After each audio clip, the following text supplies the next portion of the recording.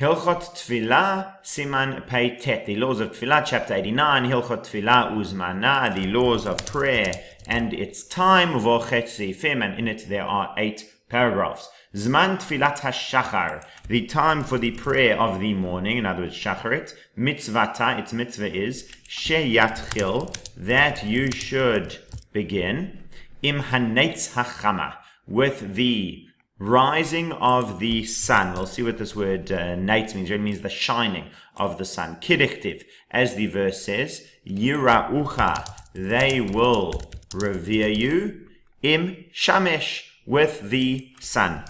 So Shamesh is the same as Shemesh. It's just a grammatical. It becomes Shamesh like Bre Priya Gafen. So they will revere you with the sun. V'im hitpalel mishe'ala amud hashachar. And if he prayed once, literally once it came up, Amud, the pillar of morning. Once the pillar of morning came up, that's the term for dawn. So dawn is before sunrise. We'll see more details on this, but dawn is when it starts to get light, and sunrise is when the sun actually begins. So if the mitzvah is to do it with sunrise. And if you did it from dawn, which is earlier, the He'ir Penei HaMizrach, and it illuminated the face of the east, in other words, the eastern sky started to be light even though the sun had not yet risen, Yatza, he has fulfilled his obligation.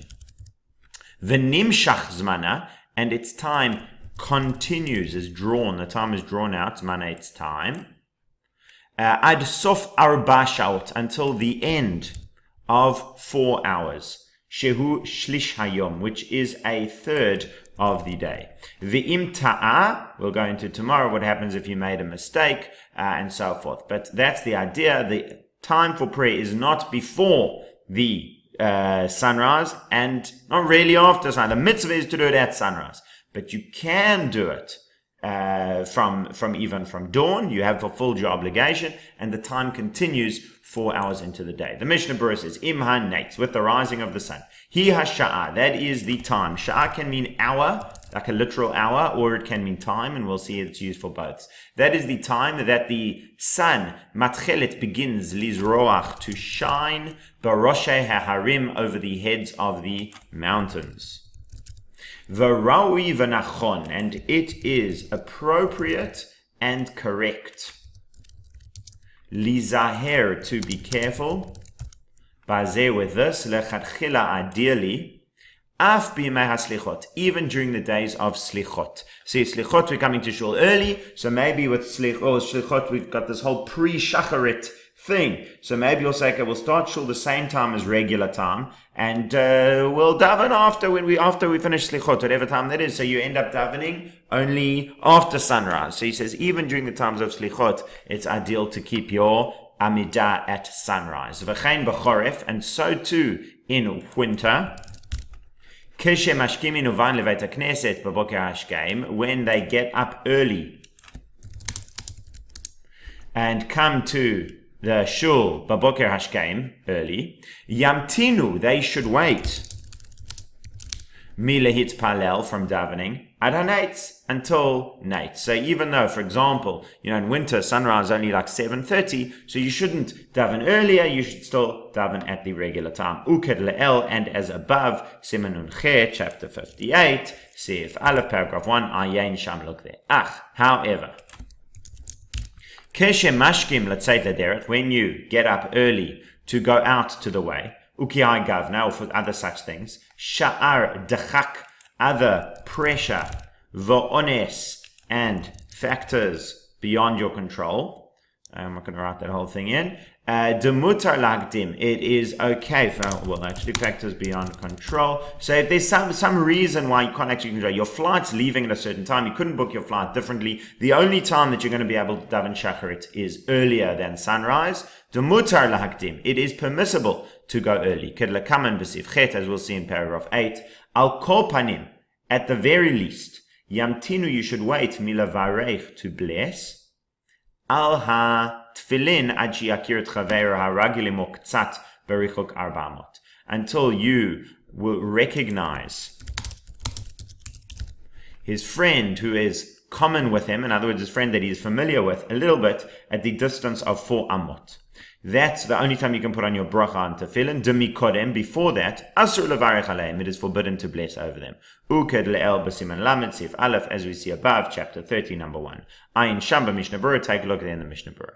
Katav b'Prima Gadim b'siman tav tzedi daled, Mishna Brura, the Prima Gadim writes in chapter 504, Devachag HaShavuot, over the festival of Shavuot, she'nei urin, that we are awake kol halayla, the entire night. Mutar litpalel kodem hanetz, it is permissible to pray before sunrise. Dechasheyelchu levatem behashkama, because when they will go to their homes, behashkama, early, basically, early in the morning. So everyone's learned the whole night, and now we want to daven right away before even sunrise. So or either that or go to sleep. So if you're going to say to people, no, you have to wait until sunrise, they're going to go to sleep already. Torahu, it is a bother.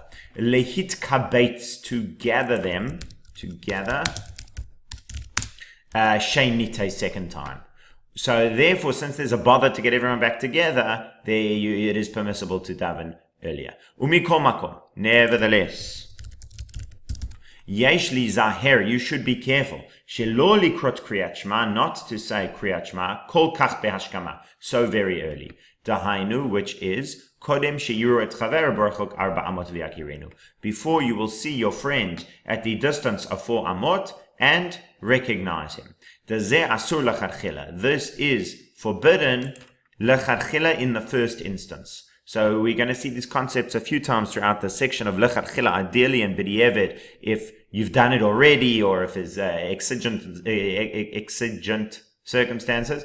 Ugelel b'siman unchet ayin sham, and as we see above. Amud hashachar, the pillar of the morning, in other words, dawn. Amud hashachar, the Amud hashachar, hu ma shematchil hashachar lehavrik. That is what the morning begins. Lehavrik, the morning begins to shine, or to sparkle is probably even a better translation. But and then it becomes miktsato, little bit, me'at, little by little. So it's when that's again between dawn and sunrise. It's just beginning to get light. Umashma midivra hamachaber, and it is implied from the words of the machaber. Machaber literally means the author. It means Rabbi Yosef Karo.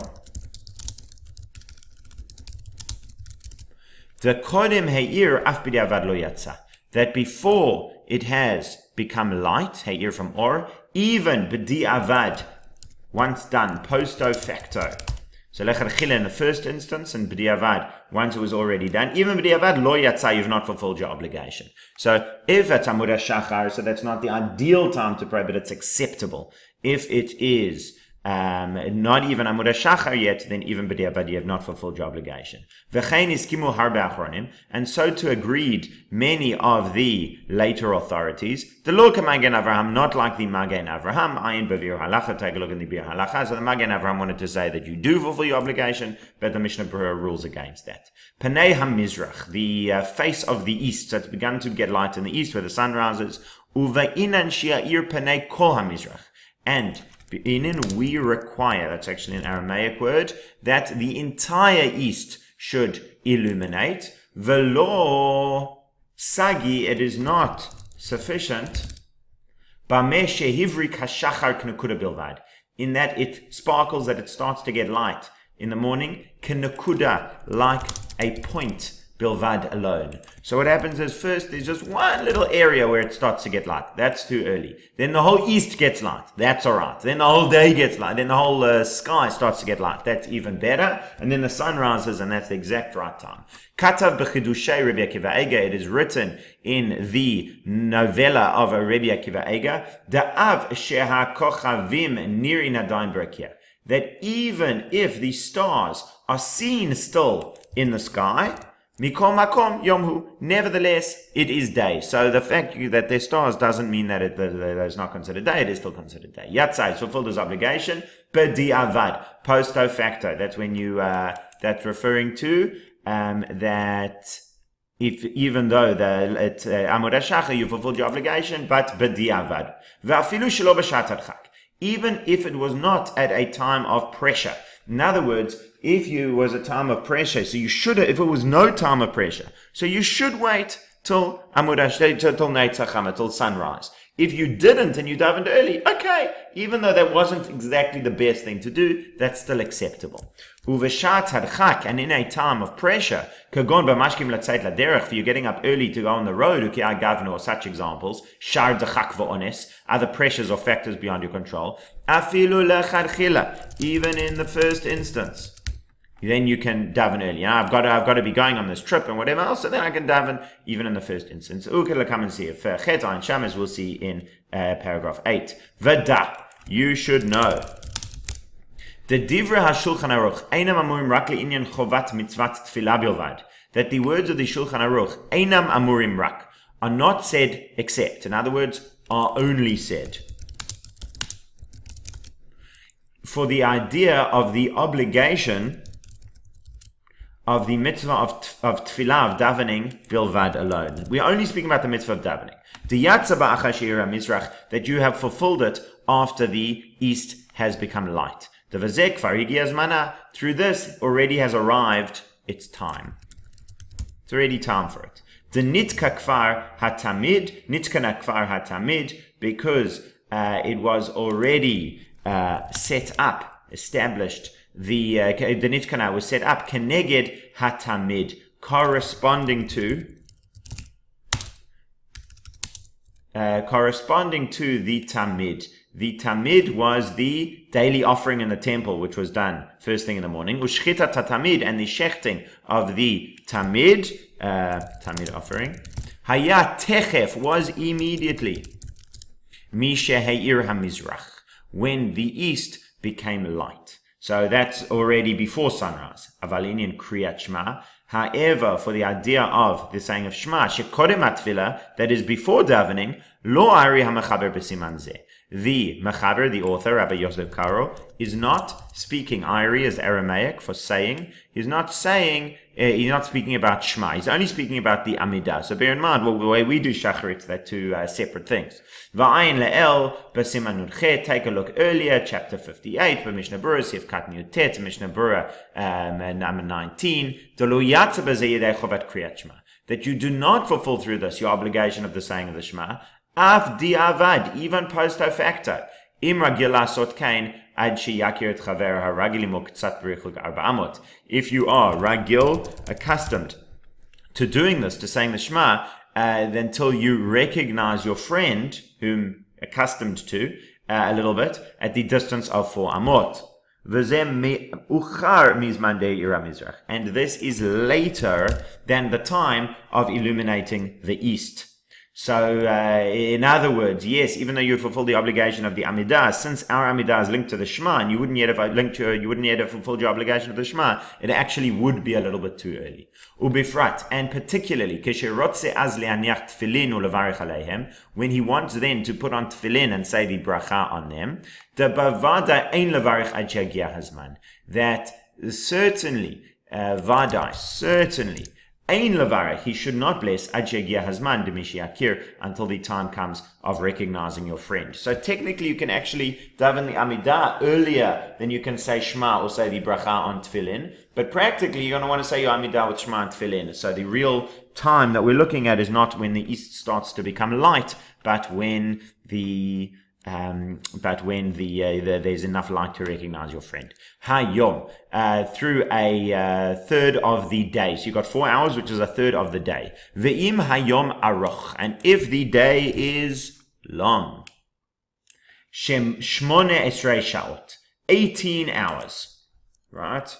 Shmone esrei, 18. If the day is 18 hours long, what he means is it's the middle of summer in Lithuania. You have these tremendously long days. Have a sheish shaot al hayom. Then it would be 6 hours over the day. In other words, when we talk about 4 hours to do the Amidah, that means 4 halachic hours, 4 variable hours. You take the day, divide it into 12, and each one of those is an hour, so you times it by 4.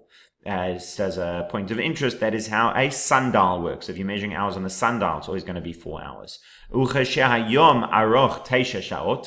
when the day is 9 hours long, Have shlosh sha'ot, so there's only 9 hours of sunlight in winter, so then it will be 3 clock hours. Del olam misharin sha'ot, we always misharin measure, shiur, hours, elu, these hours, lefi inyan hayom, according to the idea of the day. V'hem nikrain sha'ot zmaniot, and they are called temporal hours. In other words, they're not absolute hours, they are hours based on time. She'ayom mitchalek li-12 chalakim, the day is divided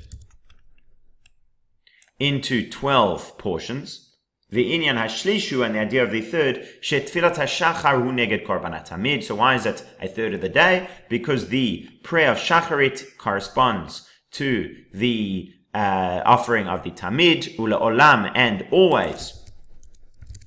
Lo ichru, lo acheru, they did not delay. They always did not delay. In other words, they never delayed. They always did not delay. Oto milahakriv, it to bring it, la'achar shlish hayom, after a third of the day. V'tzarich ligmor hatfilah shmoneh esrei, and you need to conclude the prayer of the shmoneh esrei, betoch hashlish hayom, within that third of the day. In other words, let's say somebody's mamish left it till the last minute. Last time for prayer is 9:57 and 20 seconds. So he wants to start the Amidah at 9:57 and 5 seconds. And he says, well, at least I've started within the time. I'm afraid that is not how it works. You have to finish it within that time. That's it for today.